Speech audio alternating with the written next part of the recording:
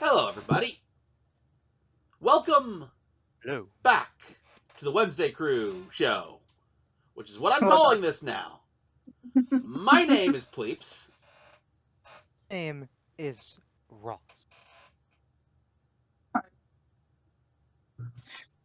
You cut out. I'm Eve. And I am Owen. I mean Neo. Good. Okay, so, We have an imposter among us. well, let's stop shooting. I got something special for you guys. I'm unveiling a brand new, fresh out of the oven segment. Does it taste good? Really? Now here's the question, please. Mhm. With this segment, did you let it have time to cook? No. Well, kind of. I've been holding on this idea for a few weeks. That's more of a joke, but also a, a natural thing. Yeah, I know. I get you. So, welcome to the rabbit hole. What's up, Doc? If what season is it? Oh, ha ha ha ha! Very funny. Huh? Okay. All right. So, before we can even begin, Ross, get your drink out of the way now. Yep. And I'm looking at this, and I gotta do a little bit. So, Okay. if you guys haven't seen my Ace Attorney series, you guys may remember Chocolate in a Can. Didn't we do that last time? But how about this new sandwich in a bottle? Nope. No, No. I've seen that. I've Why? seen that. Also, why does your bottle opener look like a I- floss stick? I heard that wait. it's good. Wait, Eve, what'd you say? She says your bottle opener looks like a floss Like, stick. your bottle opener looks like a floss stick. The way you were holding It it. kinda It does, does. yeah. It does. I guess it sort of does, but this is just a standard. Anyways, Put on your open keychain. your Yeah. disgusting bottle. This is That's peanut gonna be butter. so nasty. It's I so I aggressive heard with it's good. Here- Or what? Here's I where heard it's I'm good. concerned. You guys remember the enchilada soda? Yes. This is made by the same sub company, Oh Lovely. yeah. aka. But I heard it's good. I've seen people drink that on videos. They say it's can't good. imagine it's good to drink peanut butter. As a jelly eater, I jelly. that. I mean, if you're drinking peanut butter in a smoothie form, then it should be good. Yeah, honestly, it's all sweet. All right. Well, now that Cheers. you guys are doing that, I have to ask you guys a question before we can even start because we might have to turn this segment around immediately. Have any of you guys heard of the Boltsmannbrain? What? Brain. I am happy that's your guys' response. Good. Your minds are about to be a little blown. Okay, so before we can even get into the actual concept itself, first off, a disclaimer. I am a layman. This was explained to me because I got recommended a bunch of videos like Kurskart and other YouTubers who basically explained this concept to me, and it blew my mind. So I looked into it, but I am still a layman, and anything I can think about it, it's really cursory. And I am a layman explaining this concept to other laymans. I'm gonna get stuff wrong. Just deal with it. Can I have I don't context know of what what a that term layman means. means? Because I don't know context. Layman means not an expert. Oh, Okay. That makes sense. Yes. Please. Fits for us. Have people known us as professionals? I don't know if people have known bought us. a possum on a peanut. We did do that, yes. Anyways, right. So, before we can even get into this concept, I have to explain two things that are going to, at first glance, seem unrelated.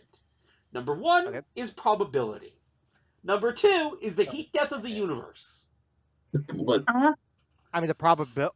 There's a possibility of it eventually happening. Well, that's what I'm going to stop you.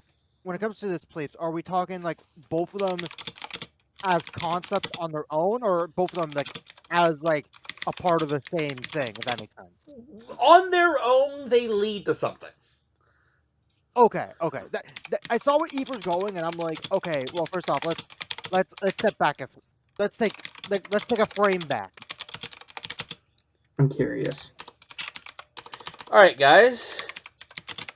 I have something to show you. This will make my point.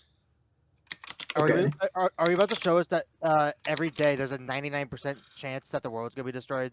Not quite. The fact that you Okay. say not quite is terrifying me. All Right? right. Okay, how do I want to hi. do this? Oh, our Yeah, I'm cameras gonna are drag this over up. it. I thought I would be able to do this fine. I'm gonna drag this up just a little bit.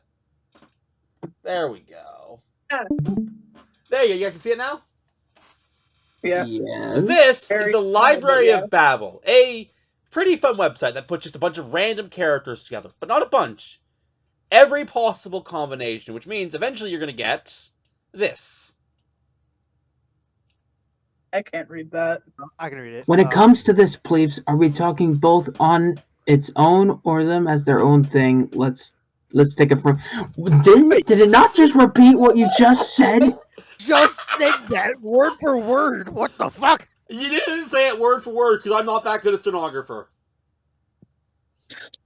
But yes, this site is going to help elucidate my point. This is basically a website that contains every single possible combination of letters imaginable. Which means I can write literally anything about the void, Among Us, Pummel, Neo's birthday. Oh, and yes, ETH exists. By the way, I can write this sentence. I can go search, and then I can find it with random characters. I didn't make this page. This page already existed. Okay. And if you want, you can even get them with random English words. So this is cool. It is cool. But It's important. It's important. But yeah, what's your question? that's what I was gonna say. How exactly does this relate to the initial thing? Is it the fact that this sort of gave a prediction on, when the world will end or how it would end or something? Okay. We haven't gotten to the heat death of the universe part yet. Okay. Give me a second. Before we even get to that, I want to explain. You've almost certainly heard the idiom. An infinite number of monkeys with an infinite amount of time with an infinite amount of typewriters. Can write out Shakespeare. Yes, Or will eventually write Shakespeare. Like Yeah. That is, yes, that's correct. That is the idiom. This website that's classic. is basically that in a nutshell. Okay. Which is honestly pretty cool, right? Yeah. No, it's neat because here's the thing. Oh.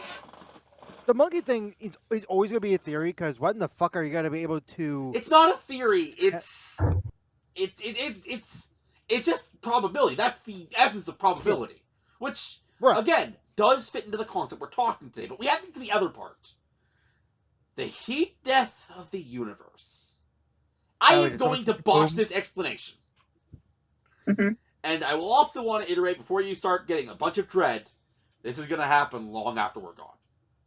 Oh, 100%. Are we becoming a Lord of Dread or... Stop it. Anyways.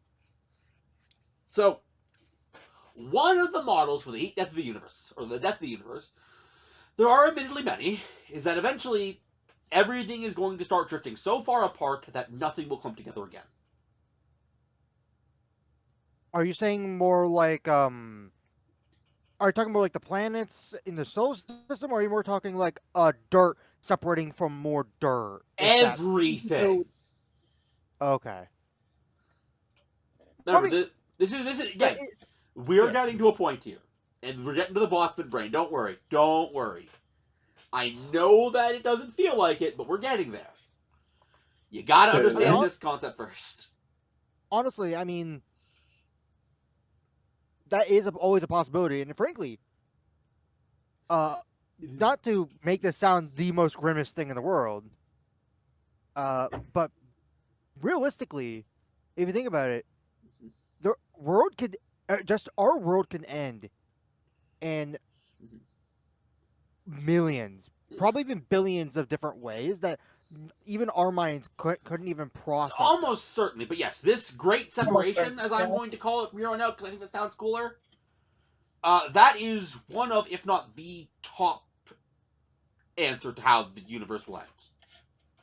With stuff eventually just breaking apart from each other. It's not even breaking apart. Breaking apart would be one thing. That's not what's happening. What we are seeing is matter is being pushed away from each other. And that's not some pseudoscience. That's not some like prediction. That's what we're seeing right now. Mm-hmm. We are seeing that happening right now, which is where this prediction comes from. If this continues to happen at the rate it's happening, which again, we don't know that's going to happen, but you know, it's what information we have, right? But if it continues to happen as it's happening, there will eventually come a point where nothing can come meet each other again. The best way to say it is, as you know, light speed is the fastest we can go. And honestly, I recently found a whole other rabbit hole about that is super fascinating. But we'll get to that some other day. Light speed is the fastest we can go. There are places that are getting pushed away beyond a reasonable human lifetime in light speed. And those places are getting pushed even farther.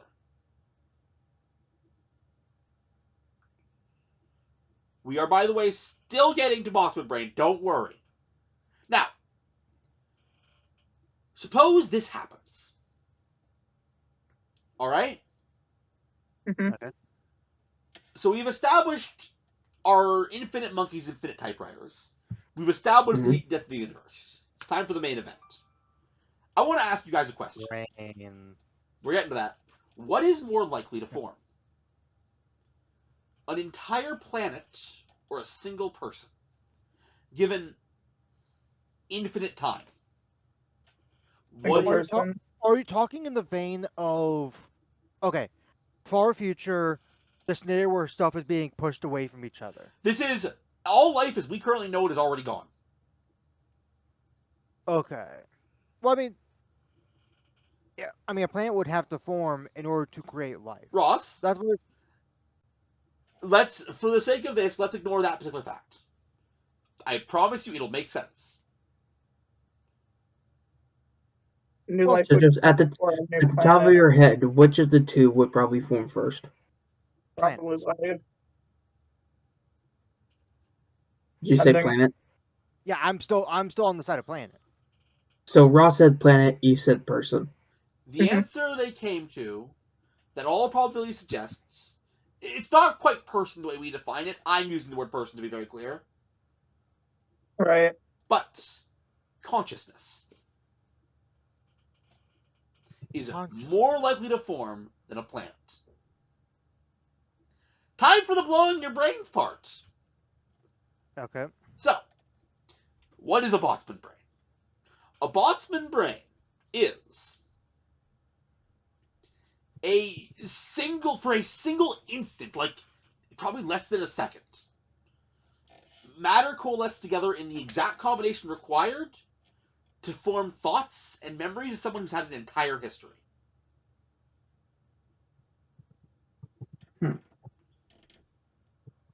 So, wait, where does that lead us? We're getting there, but for now, just go with this idea for a second. And theoretically, anything is possible, giving it enough time. Correct, but theoretically. But the statement here is, considering the size required, thoughts are just collections of energy that can be formed more consistently than an entire planet with an ecosystem and such. Given the conditions after the heat death of the universe.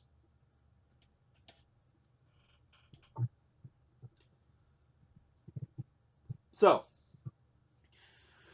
oh boy, time to actually get into the meat and potatoes of this whole thing. The Boltzmann brain. We just established, right? That if you put every combination of letters together, I can get any sentence, or paragraph, or thousands upon thousands of pages. I can literally take a Wikipedia article, a random Wikipedia article. Can you still do random Wikipedia articles? Yes, you can. I can take a random Wikipedia article, copy it, into that site and search for And it. it'll eventually give us the information from the Wikipedia article. Correct. Which is, absolutely. So, that means, and this is the part where I'm going to blow your mind, given infinite amount of time, and an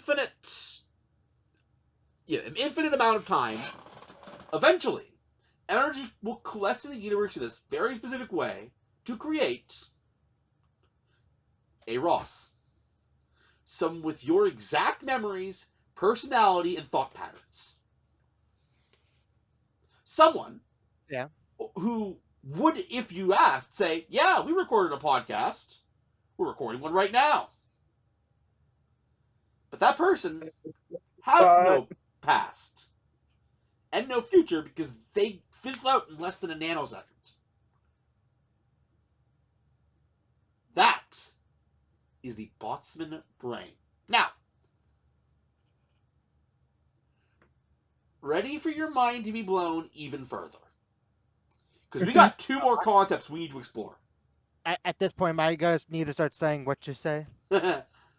So, Hey, now, I got you left. Let's get back to probability for a second. So, assuming these Boltzmannbrains exist, and again, acknowledging the infinite time in the universe, this is an important part of it. What is more likely for you to be? You or a Boltzmann-brain? What's more likely? Yes. Boltsmannbrain.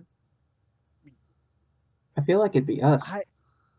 Going solely based on probability at this point. Probability. I think it'd be the Boltzmann-brain because really, for us to be our true selves. Because keep in mind, a Boltzmann-brain is like just a. From how you're explaining and how I'm understanding it, it's just a, for example, a thought bubble that kind of, yeah, sort of exists in the universe. We right now are, I think, are only ourselves, like properly ourselves once. If that makes sense. So correct. That's why I'm thinking the brain. I mean, yeah, I'll be honest. This concept is super high science, and it kind of doesn't make sense. Which is kind of why I find it so fascinating. But bear with me. So, I do enjoy like these type of discussions. It's fascinating. So you ready for the mind-blowing to continue? Mm-hmm. Sure. So, we have established that probability suggests the laws of probability suggest we are most likely Boltzmann-brains, which is a crazy thought in of itself. But it makes sense though. It does. In a weird way. But now we come to a conundrum. And this is the truly hilarious part of the entire thing.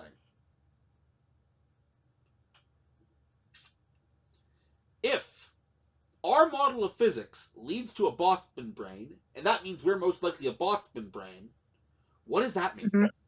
Think about it, Ross. Think about what Boltzmann-brains are, how they see the world.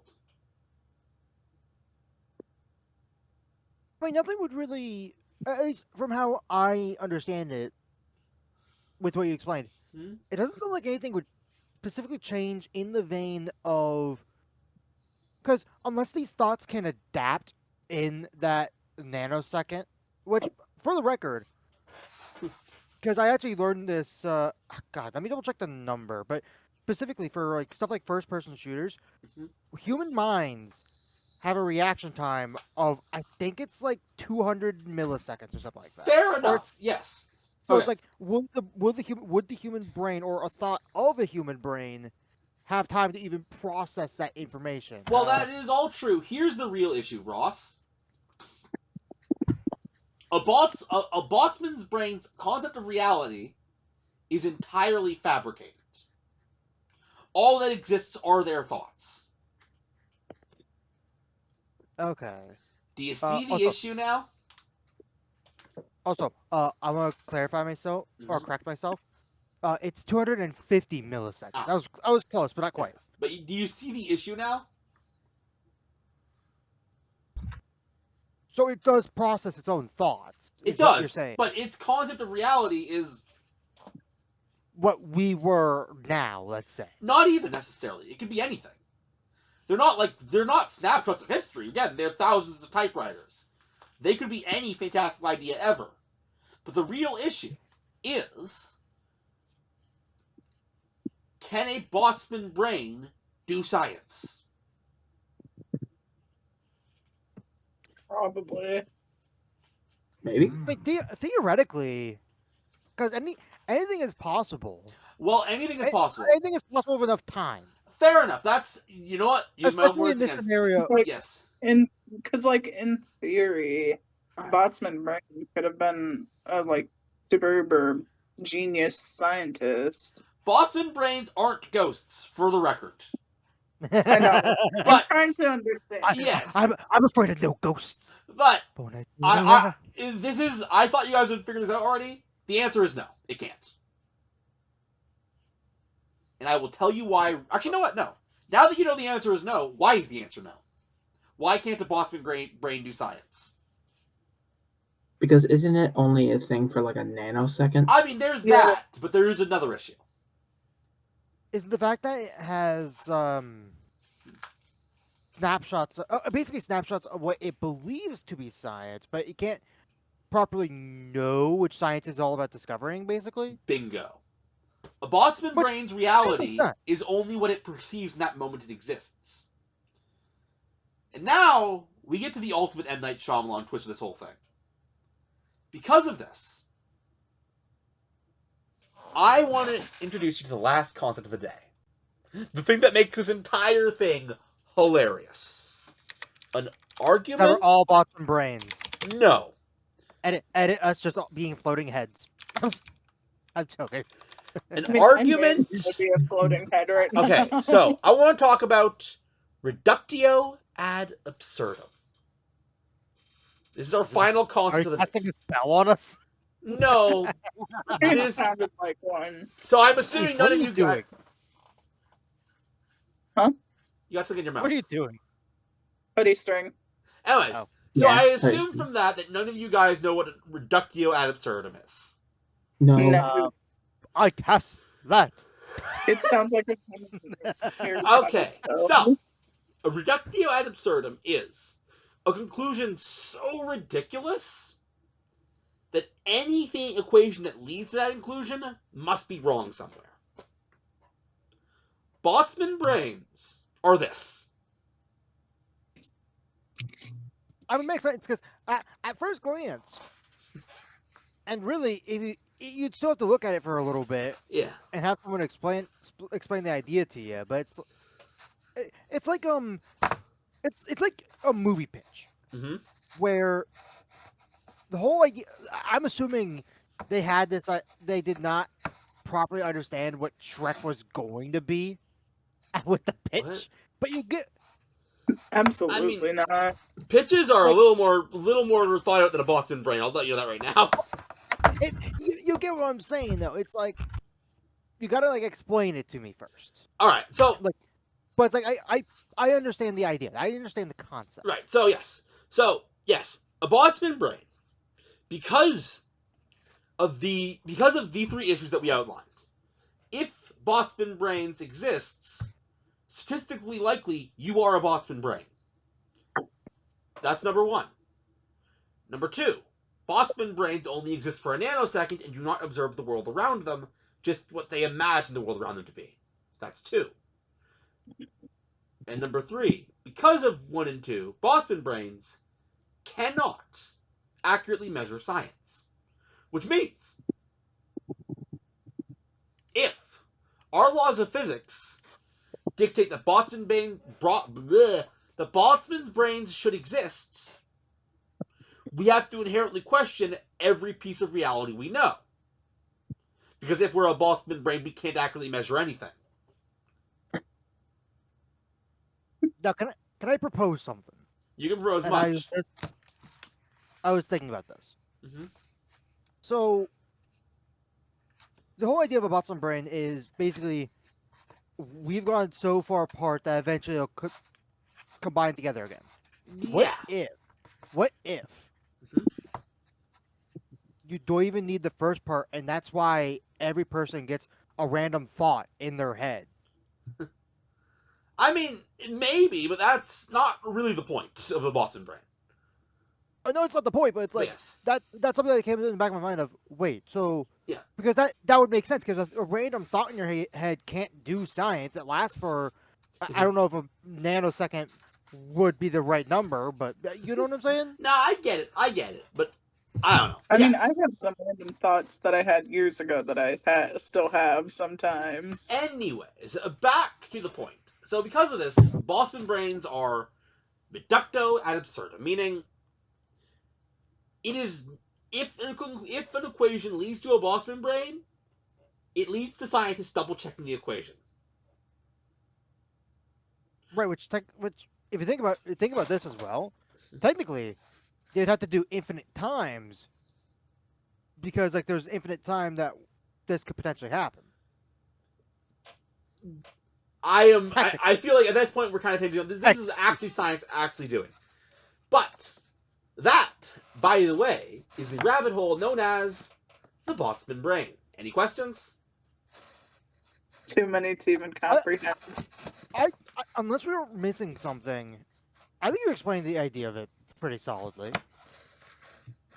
Like I think I processed it information, and will I proposed my own theories. toss the Kurzgart video in the description on it in the link, because that's what got me in this whole rabbit hole. So I'll link that below. But otherwise, yeah, that's the Boltzmann-brain. I see. Uh, I had nothing to contribute. I didn't really. Look, as long as your brain was blown, I'm happy. Yeah, it was. I can't even think of a question to ask because I got lost. Yeah, from what I understood, my brain was blown, if that makes sense. Fair enough. I think so, yeah. Honestly, during the last bit of that, I was just looking at Ethan, just saying, "Oh, by the way, this is gonna break the conundrum when this video comes out." I was just texting Ethan. One of the things I sent was just, "I'm just waiting for Pleeps to go," and now I will say April Fools. No, I mean, I would argue, I guess the big twist at the end is kind of the April Fools, where I'm like, scientists don't actually think this can happen, but yeah, that's models suggest it can. That's what I was saying. Just like once you started explaining that, I was like, "Wait a minute." Wait a second. that would have been such a But that to would be have been so clear, good. Yeah. this is a very real philosophical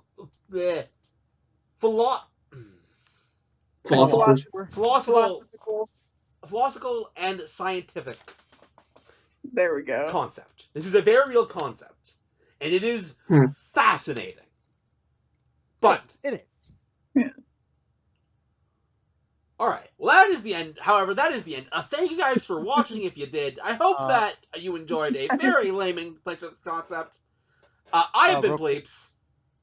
I've been Ross, and it was okay. The aftertaste was meh. I would give it probably a 5 out of 10. It was okay. A mid-type situation. I've been Eve. And this is Bootleg Sonic. And that's Neo as well. And this particular Boltzmann stream video thing, well, our nanosecond ends now.